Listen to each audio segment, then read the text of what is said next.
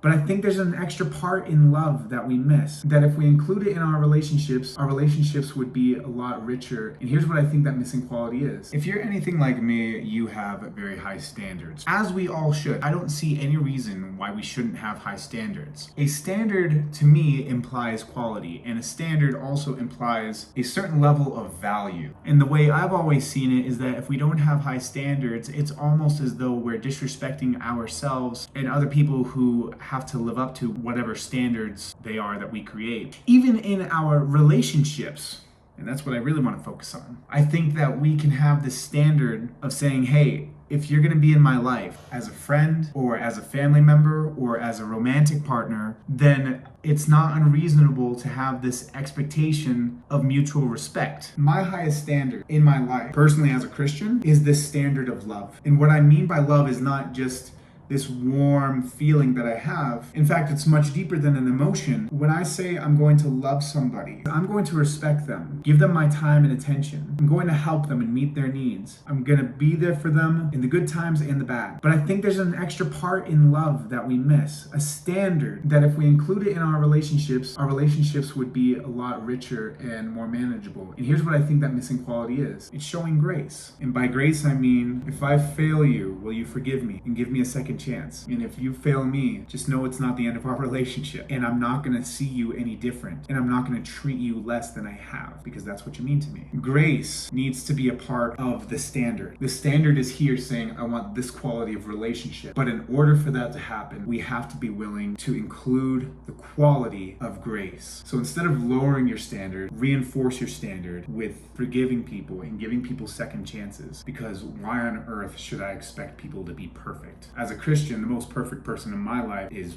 Jesus Christ. It's God, the Messiah. And if he showed me grace and if he showed me forgiveness, when I fail all the time to try to meet this standard of love and his values, then the least I can do is the same for other people. Keep your standards high. Aim as high as you possibly can. And when you miss that standard, not if, but when,